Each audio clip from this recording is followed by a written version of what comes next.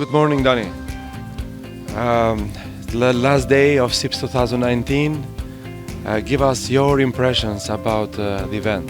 This was the largest event, and it was different than other events because there were many categories that were presented, and some of them, to me, were quite interesting. And more than that, it was not only interesting to listen to the people, but also to meet them and have private discussions. So we had enough time for private discussion. So I think it was a very good meeting.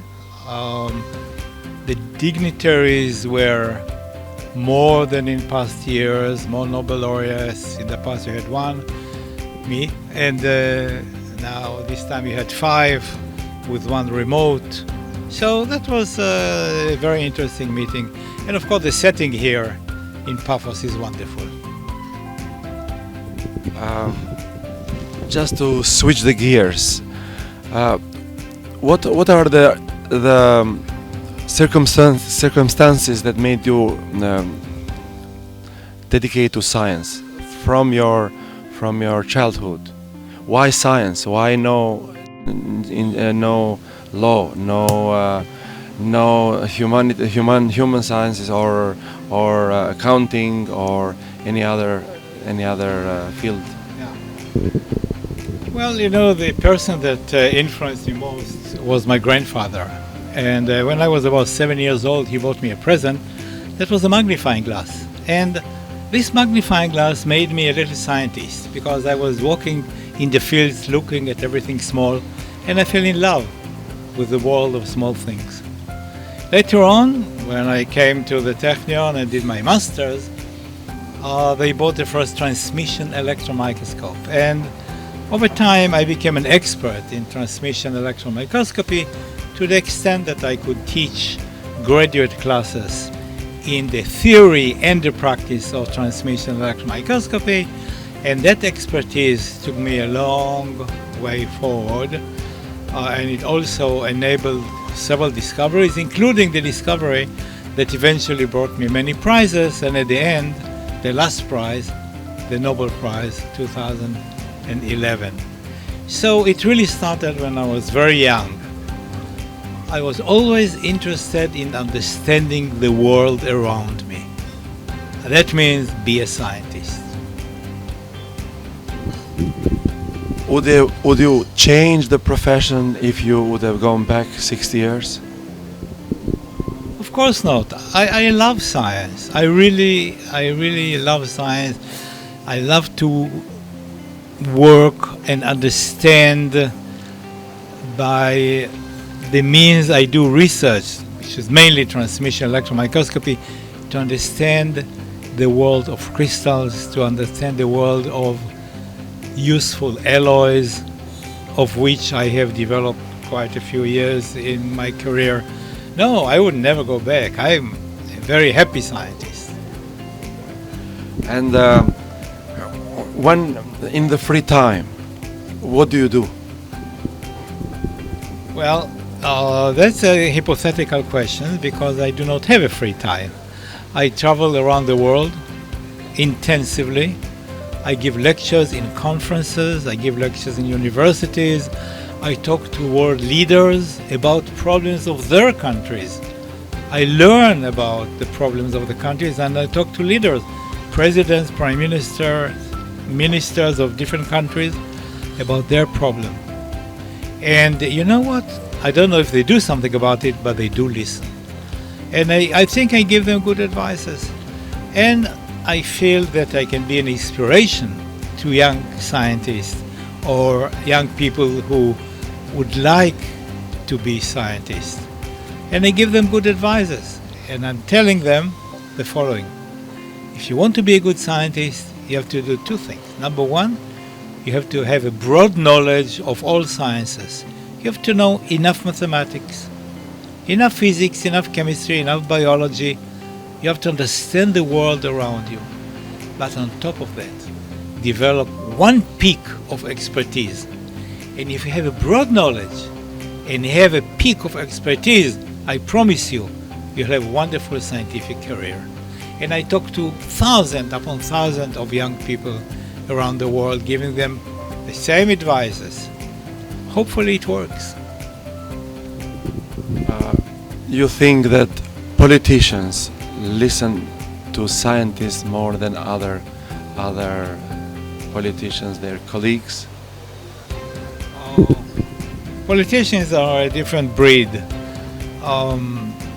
They usually do not listen to scientists unless they seek the advice, but usually they don't seek advice.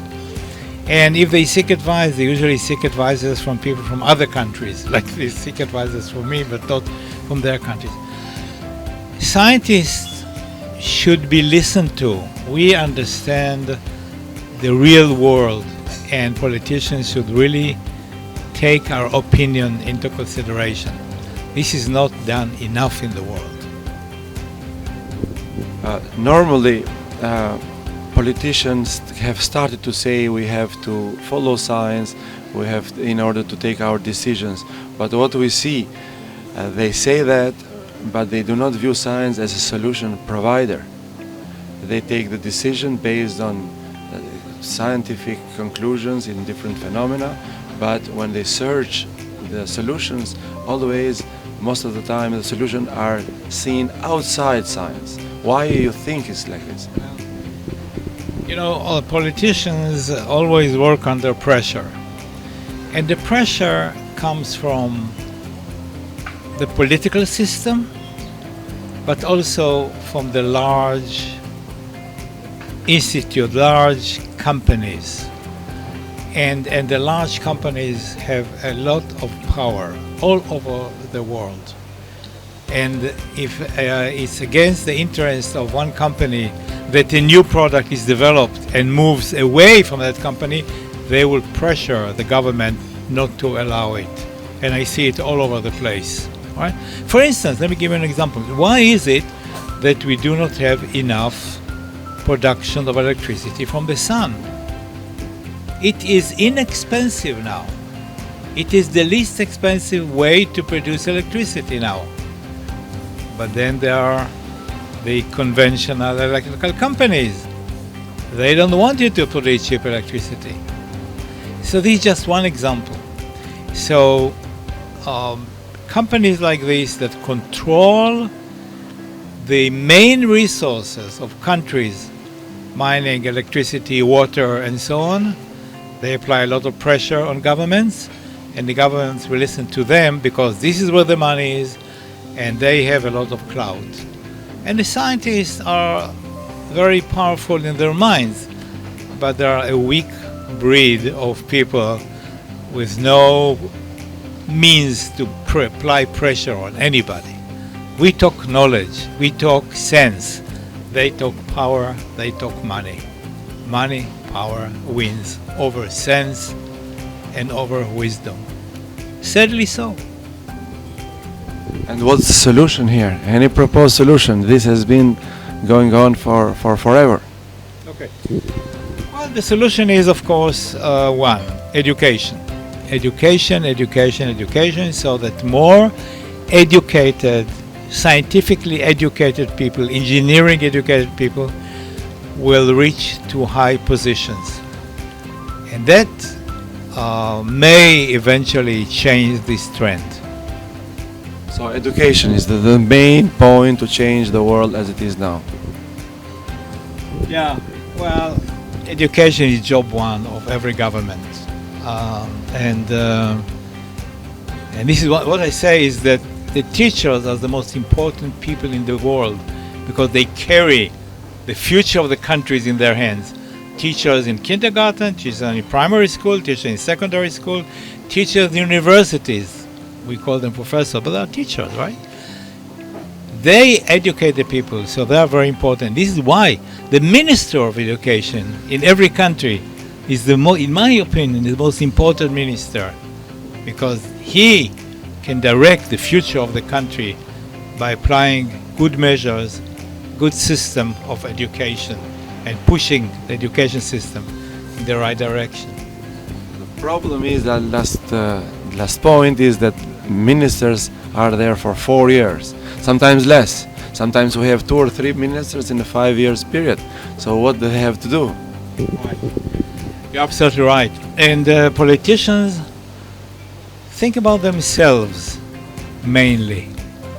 Unlike any other profession, they really think about themselves first, and the country and the people second. Only rarely do you see a real good politician who puts the people ahead of him or herself. It's a problem. And of course, 4 years. After 4 years, who cares? So they say, right? But countries do not run by 4 years sequences. Countries should have a smooth transition and move forward. Yeah, we have problems with politics and we have problems with politicians. Thank you very much. We appreciate it. We wish you a very, very comfortable trip back, and we'll see you in Phuket, Thailand next year. Thank you.